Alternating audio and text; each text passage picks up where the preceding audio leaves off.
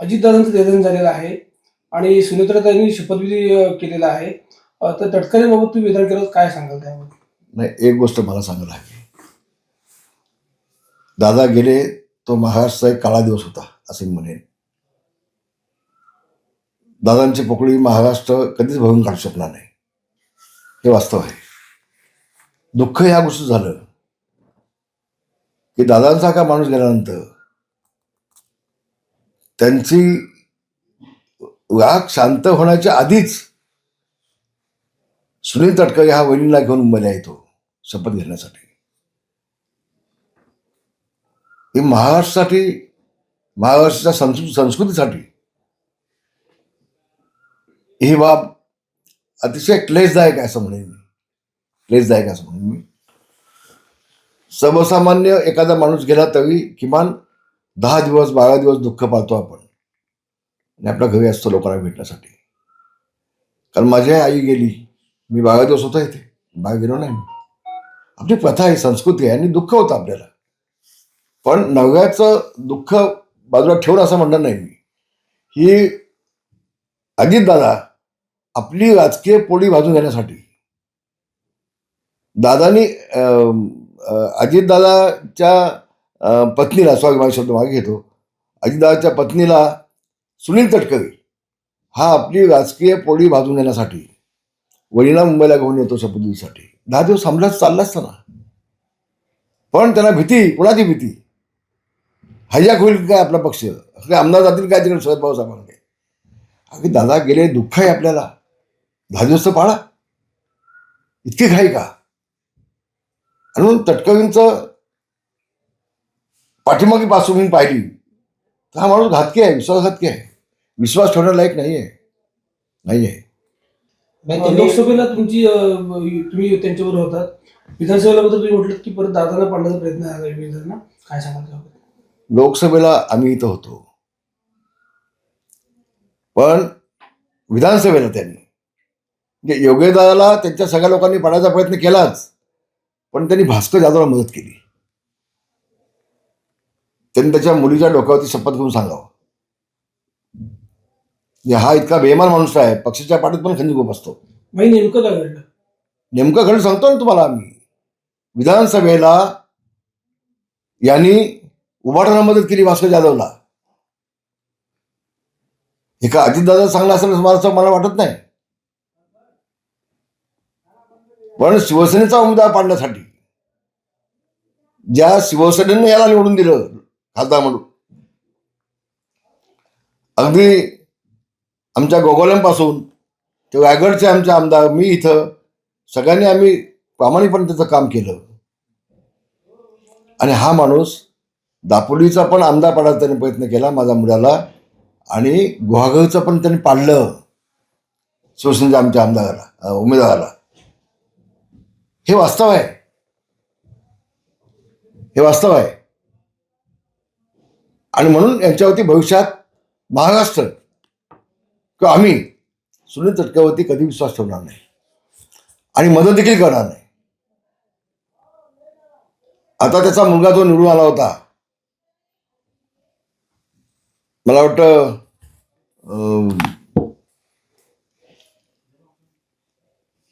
शिक्षक मतदारसंघातनं नाही, तो नगर परिषद पंचायत समिती जिल्हा परिषदची जी मतदान होतं, स्थानिक स्वराज्य संस्था, यातून तो उभा होता. आम्ही त्याला मदत केली. आता माझं आव्हान आहे तटकरेनं, त्याच्या मुलाला उभा करून दाखव आणि निवडून दाखव, चल दाखव. तो आमच्या पाठीत गपचूक खंजीर खुपसणार असेल तर आम्ही समोर येतो, आव्हान देऊन. गोड बोलून पाठीत खंजीर खुपसत नाही आम्ही, आणि तटकरेने आता पण हेच केलं. खूप गोड बोलतो आणि पाठीत खंजीर खुपसतो. नाही, आता आपल्या महायुतीतला राष्ट्रवादी एक प्रमुख पक्ष आहे, एक मोठं म्हणजे महायुतीलाच दुःख आहे अजितदादा गेल्याचं. हा जो पक्ष आहे त्याच्यात आता विरोधक सुद्धा आरोप करतायत की पटेल आणि तटकरेंनीच संपूर्ण दोषी हो, आहे. त्यात माझं सांगा, वहिनीला तिच्या डोक्यात टाकणं हा विषय. एखाद्या बाईचं कुंकू पुसलं जातं, मंगळसूत्र जेव्हा जातं तेव्हा त्याला किती दुःख असतं. आणि दादासारखी व्यक्ती, तर मला वाटत ना वहिनी अशा गेल्या असत्या. पण हे सगळं षडयंत्र आहे, हे सुनील तटकरेचं आहे. राष्ट्रवादीचे एकीकरणाचे पण चर्चा त्याच दरम्यान चालू होत्या आणि तो विषय हळूहळू ज्यांच्याकडे होते तो विषय येईल. आमचा काय संबंध नाही, मी कशाला बोलू, जो विषय मला माहिती नाही तो. पण ही बाब वास्तव आहे की सुनील तटकरेनं वहिनीना त्यांच्या डोक्यात घालून की आता नाही आलात तर तुमचं सगळं राजकीय सगळं अस्तित्व मिटेल, असं तो त्याच्या अस्तित्व धोक्यात आलं होतं, वहिनींचं नाही. आणि शरद पवारांनी देखील विश्वासात घेतलं गेलं नाही. काय बाबा, काय अडचण होती? आणि 10 दिवस थांबला असतात तर काय डोंगर कोसळला असत. पण तटकरेला खूप घाई. तर भविष्यामध्ये सुनील तटकरे या माणसावरती महाराष्ट्र विश्वास ठेवील असं मला वाटत मग तटकरेंची काय मोठी महत्वाकांक्षा आहे असं तुम्हाला वाटतं? नाही. कदाचित वहिनींचे असतील तर सगळे अधिकार ह्याच्यातच असतील ना. वहिनी हुशार आहेत, बघितलं त्यांची ठेवण सगळे बघितलं, त्या एकदम हुशार आहेत. हे यांना असं वाटतं की वहिनी आमच्या ह्याच्यावरती नसते, तसं नाही होणार. अजितदादांच्या पत्नी आहेत त्या. हो, त्या अजितांच्या पत्नी आहेत आणि त्या देखील कणखर आहेत. यांचे जे सगळे मनसुबे आहेत ना ते फोल्ड होतील तुमचे. भाई योगेश कदमाला विधानसभेला घेण्याचा प्रयत्न झाला, तोच प्रयोग पुन्हा जिल्हा परिषद पंचायत निवडणुकीत होऊ आम्हाला लागला. सवय आहे आता. म्हणून म्हटलं सुनील तटकरेच्या वरती कोणी विश्वास ठेवणार नाही. आता त्याचा मेवणा इथं उभा आहे, कोट्यावधी मी वाटतोय. आता 20 कामं चालू आहेत आचारसंहितेमध्ये, 20 कामं. आणि याला देऊळ बांधून देतो 30 लाख, याला देऊळ बांधतो 30 लाख, असं सगळे आश्वासन चालले. इथे मेवण्याकडे कोट्यावधी रुपये आले कुठून?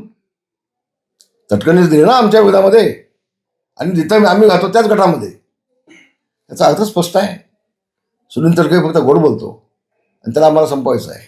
भाई रायगडचं म्हणजे त्याच्या पाठीमागं मी जो अभ्यास केला तो कदाचित योगेदादाला पाडून त्याच्या मेवण्याला इथं पूर्ण आमदार बनवायचा आहे, असं त्याची स्वप्न आहेत. मुलीला बनवलं, मुलाला बनवलं, स्वतः झाला, आता मेवणा चेवणा. म्हणजे जे काम करतो तो त्याच्या कुटुंबासाठी पुढे करतो तटकरे, हे स्पष्ट झाले. भाई एकीकडे महाडमध्ये भरत शेठ असतील आणि अलिबागमध्ये आपले महेंद्र दळवे असतील आणि रत्नागिरीमध्ये दादा असतील आणि उदय सामंत असतील. एकीकडे कोकणामध्ये शिवसेनेला पोषक वातावरण असताना अशातच आता राष्ट्रवादीकडून सातत्याने जे प्रहार केले जातात, लोकसभेला झाला असेल किंवा विधानसभेला झाला असेल, या गोष्टीवरती पक्षप्रमुखांशी काही चर्चा होणार आहे का? कारण ह्या वारंवार चर्चा आता मी मीडियासमोर बोलणार आहे. मी माननीय मुख्यमंत्र्यांना पण बोलणार आहे, आमचे नेते एकनाथजी शिंदे यांच्याकडे देखील बोलणार आहे. आणि कुठेतरी याच्यावरती विश्वास ठेवू नका या तटकरेवरती, हे मी स्पष्ट भूमिका ठेवणार आहे. कारण अजून कोणालाही माहिती नाही की विधानसभेला त्यांनी भास्कर जाधवला मदत केली. हा माणूस काही करू शकतो. कदाचित तटकरेला आपण भास्कर जाधवने मदत केली असावी आतून, त्याची परतफेड असावी असं मला वाटतं. नाही, आता ज्या जिल्हा परिषद पंचायत समितीच्या निवडणूक आहे, संपूर्ण जिल्ह्यात एक भगवं वादळ पाहायला मिळते. आपण सुद्धा असंख्य सभा या कोकणात घेतल्या. रत्नागिरी जिल्हा परिषदेवरती एकूण किती? मी आपला सांगतो, एकूण 56 जागा आहेत जिल्हा परिषदच्या, त्यातल्या 50 जागा आहेत शिवसेनेच्या येथील. आणि रत्नागिरी जिल्हा परिषदेवरती एक हाती सत्ता ही शिवसेनेची असेल, मी आपल्या दाव्यानं सांगेन. भाई जिल्ह्यात युती आहे, आपण दापोली मतदारसंघाचं चित्र वेगळं पाहायला मिळते. आम्हाला सवय आहे, आता आम्हाला सवय झालेली आहे. फक्त दापोलीमध्ये असे पुढारी आहेत काही की त्यांना शिवसेना इथली संपवायची आहे आणि त्यांचे मनसुबे आहेत पुढच्या आमदारकीचे काही लोकांचे, आणि पुढची आमदारकी आपल्याला लढवायची आहे. म्हणून आता योगदानाला कसा त्रास देता येईल युती असताना देखील. पण याला भाजपच्या प्रदेश पदवीवरून बळ मिळते असं वाटतं. मला काय बोलायचं नाही, आम्ही पुष्कळ बोललोय, आता आम्हाला काही बोलायचं असं म्हणजे नाही. जो प्रयोग राणेंच्या बाबतीत केला तोच प्रयोग पुन्हा इथे राबवत आहे. आम्हाला तर काही बोलायचं नाही. आमच्यामध्ये हिंमत आहे, आमच्यामध्ये ताकद आहे, आणि आम्ही समोरच्याला कोणी आला ते काढू शकतो. अनेक वेळा दाखवलं नाही, पुन्हा दाखवू. आता भाई भास्कररावने काल टीका केली, काय सांगाल? नाही, भास्कर जाधव होती, मी काल बोललो ना, तो नाची आहे हो. त्याचा मतदारसंघ सगळं संपला आहे का त्याच्याकडे? त्याची फक्त तोंडाची पट्टीच चालते, बाकी काय त्याच्याकडे. आणि ऐसान माणूस आहे तो, त्याला माज आला आता, माज. लोटे MIDC मध्ये सगळ्या कंपनीमध्ये कॉन्ट्रॅक्ट घेऊन तो पैसा कमवतोय, त्याचा माज त्याला आलाय. तो दलाली खातोय, बेरोजगार तरुणांच्या तोंडातनं रोजगार काढतोय आणि स्वतःच्या मुलाला, स्वतःच्या मुलीला, जावयाला त्या ही कामं सगळी देतोय डोक्यामधल्या मुलांच्या घशातनं काढून, तोंडातनं काढून. हा माणूस लोकप्रतिनिधी होऊ कसं शकतो? अहो, रस्त्यांची कामं पण तोच घेतो, आमदार फंडाची पण काम तोच घेतो, जे सगळ्या ठिकाणी त्याला एवढी हवस आहे पैशांची. आणि हा दुसरा म्हणतो हप्ते खातो. हप्ते खायची सवय त्याला आहे. माझ्या माहितीवरनं तो फॉरेस्टवाल्यांना पण सोडत नाही, त्यांच्या पण हप्ता खातो. वाळूमध्ये देखील खातो, वाळू पण खातो तो, आणि दुसऱ्याला हप्ते करून म्हणतोय.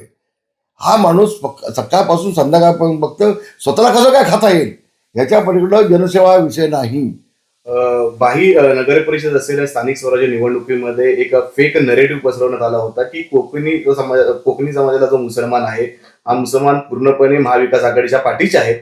पण गेल्या काही दिवसांमध्ये नगरपालिकेमध्ये भेटलेलं यश आणि जिल्हा परिषदेच्या पार्श्वभूमीवरती तुमच्या झालेल्या सभा आणि या सभाला मुस्लिम समाजाचा मिळालेला प्रतिसाद, एकंदरीत बघता ह्या सगळ्या गोष्टींकडे बघता विरोधकांच्या पायाखाली जमीन सरळले म्हणून असे विविध प्रयोग होतात असं वाटतं. एक गोष्ट मी सांगतो आपल्याला, मी खेडमध्ये 20 वर्ष आमदार होतो. 2009ला मला आपल्याच लोकांनी पाडली षडयंत्र रचून माझ्या विरोधामध्ये. त्यावेळेला मी दापोली मतदारसंघ मागितला होता, मला गुहागर मुद्दाम दिला पाडण्यासाठी. फक्त गुहागरला माझा काय संबंधच नव्हता, संपर्क नव्हता. पण आता आपण पाहिलं तर खेड तालुक्यातला जवळजवळ 90% मुस्लिम, 95% मुस्लिम त्यावेळेला माझ्यासोबत होतं, मी आमदार असताना. मधला माझा गॅप झाला एक 10-15 वर्षाचा. पण पुन्हा एकदा काल झालेल्या खेडच्या नगर परिषदेमध्ये आपण पाहिलं, शिवसेनेच्या धनुष्यबाणावरती 5 मुस्लिम नगरसेवक आम्ही निवडून आणले खेड शहरामधले, आणि 6व्याला मी कॉप देतोय 2.5 वर्ष. म्हणजे खेडच्या नगर परिषदेमध्ये 6 मुस्लिम नगरसेवक हे शिवसेनेचे बसतायत आज. काल देखील आपण पाहिलं, मी ज्यावेळेला त्या खाडीपट्ट्यामध्ये सगळ्या गेलो होतो किंवा इथे आळशीवाला माझी सभा झाली, तिथं अनेक मुस्लिम बांधव होते सगळ्या. त्या मुस्लिम समाजाला आमदार सदम काय कल्पना आहे, मी जातपात आम्ही शिवसेनेने कधी पाहिलेच नाही. कोण हिंदू आहे, कोण मुस्लिम आहे, कोण बौद्ध आहे, कोण इसाई आहे, कोण तिळे आहे, माळी आहे, साडी आहे, कोळी आहे, गवळी आहे, आम्ही कोण कुणबी आहे, आम्ही समाज कधी पाहिलाच नाही. सगळ्या समाजाला सोबत घेऊन येण्याचं काम या कोकणामध्ये आम्ही ते करतोय. आणि विशेषतः शिवसेना प्रमुख मान्य बाळासाहेब ठाकरे यांनी जाहीर सभेमध्ये शिवाजी बागचं सांगितलं होतं की कोकणी मुसलमान हा माझा आहे, हा देशाशी कदापि, देशाच्या मातीशी कदापि बेईमान करू शकणार नाही. शिवसेना प्रमुखांनी विश्वास दिला होता त्यावेळेला. शाबीर शेखना मंत्रिपद दिलं होतं बाळासाहेबांनी. आणि म्हणून फक्त शिवसेनेच्या विरोधामध्ये मुस्लिम समाजाला भडकावून काही नेत्यांनी, काही पुढाऱ्यांनी, काही पक्षांनी आपली राजकीय पोळी भाजून घेण्याचा प्रयत्न अनेक वर्ष केला. पण आता मुस्लिम समाजाला कळतंय त्यांचं खरे मित्र कोण आहेत, आणि या लोकांना दिसतंय ते. भविष्यात देखील कोकणातला मुस्लिम हा 100% शिवसेनेसोबत असेल. धन्यवाद. संजय राऊतांनी जय हिंद. मोदींवर टीका केली. जय हिंद, जय महाराष्ट्र.